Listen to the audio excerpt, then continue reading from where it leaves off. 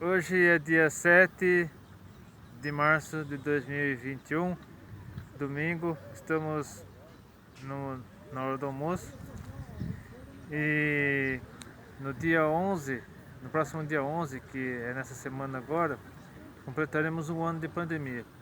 E aqui vai a pergunta: o que mudou em quase um ano de pandemia? Mudou que as pessoas estão mais conscientes, estão mais cuidadosas. Por mais que os casos tenham aumentado, de coronavírus tenham aumentado novamente, mas as pessoas estão muito mais cuidadosas e nós estamos vivendo nesse momento um toque de recolher à noite, tanto que hoje o culto na nossa igreja começará às 5 horas da tarde e vai até no máximo 7 horas da noite. Então existe um cuidado, existe uma precaução para que o número de casos da doença diminua cada vez mais. E eu não tenho medo de mencionar a doença aqui nos meus vídeos, porque muitos youtubers, o coronavírus tem se tornado terror para muitos youtubers, principalmente os youtubers profissionais, os youtubers que dependem da plataforma para sobreviverem. Por quê? Porque ao mencionar o vírus, ou Covid-19, que é o nome da doença mesmo, o YouTube automaticamente desmonetiza o vídeo. Então eu não tenho essa preocupação porque o meu canal não é monetizado ainda.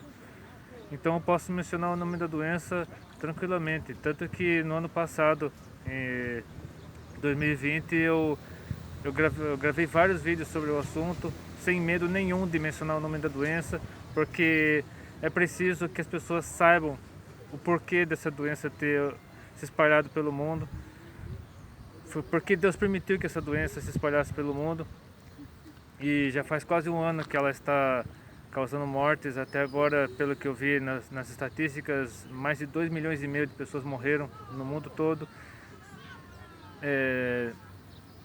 Só no Brasil foram mais de 260 mil, e aproximadamente 5% da população brasileira já teve a doença. E 5% de 200 milhões é muita coisa. Aproximadamente quase 11 milhões de pessoas já contraíram a doença em todo o país.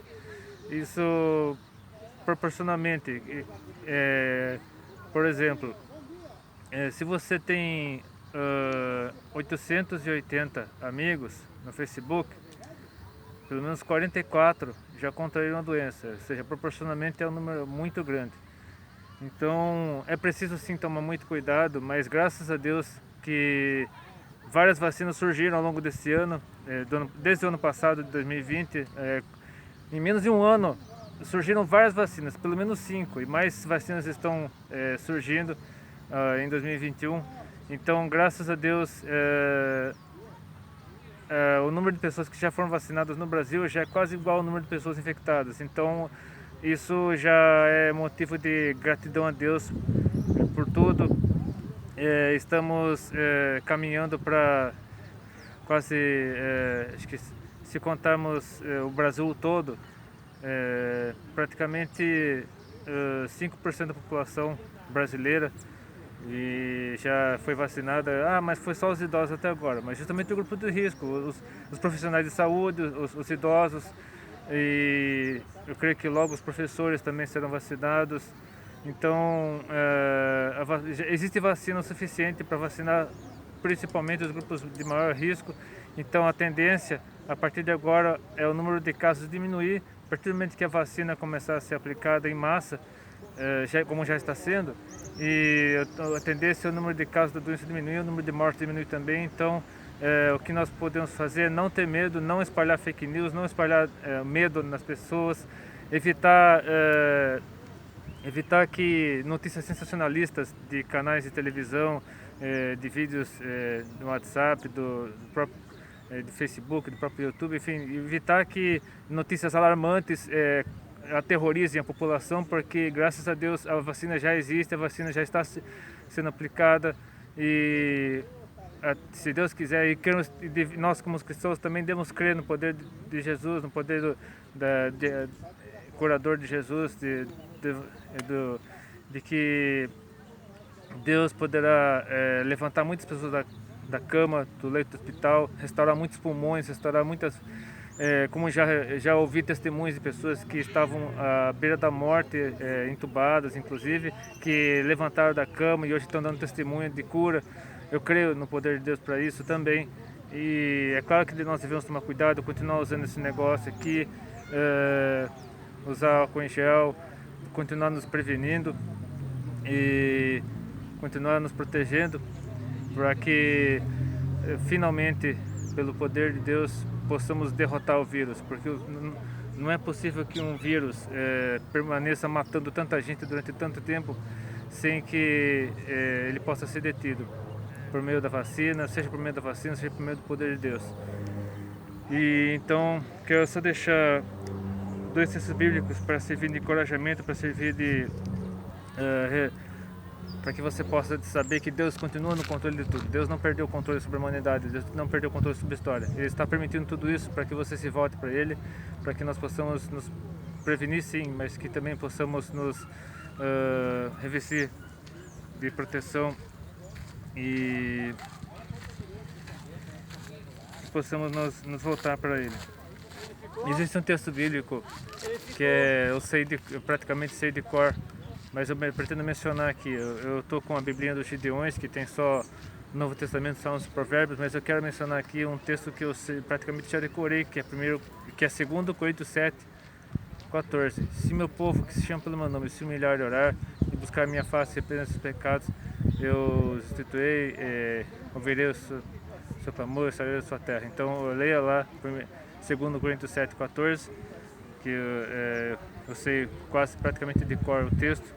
E veja também o que Jesus diz em Marcos 16, de 15 a 18, falando a respeito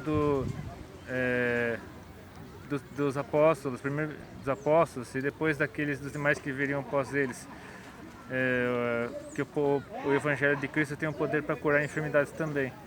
Vejamos o que Jesus diz aqui no texto mencionado, Marcos 16, de 15 a 18. E disse-lhe, no caso de Jesus, ide por todo o mundo e pregai o Evangelho a toda criatura. Quem crer e for batizado será salvo, mas quem não crer será condenado. E esses sinais seguirão os que crerem. Em meu nome expulsarão os demônios, falarão novas línguas, pegarão as serpentes, e se beberem alguma coisa mortífera, não lhes fará dano algum. E porão as mãos sobre os enfermos e os curarão. Eu creio no poder de Deus, inclusive para curar. E para curar enfermidades, como muitas pessoas já estão sendo curadas, não só de coronavírus, como também de muitas outras doenças, inclusive câncer, até mesmo pessoas com AIDS já foram curadas. E quero terminar aqui com a carta de Tiago, capítulo 5, versículos 13 a 16. Está alguém entre vós aflito? Ore. Está alguém contente? Cante louvores. Está alguém entre vós doente? Chame os presbíteros da igreja e orem sobre ele, ungindo com azeite em nome do Senhor. E a oração da fé salvará o doente, o Senhor o levantará, e se houver cometido pecados, serão perdoados. Confessai vossas culpas uns aos outros, e orai uns pelos outros para que sareis. A oração feita por um justo pode muito seus defeitos. Então, que esse vídeo sirva de encorajamento para todos nós. Se você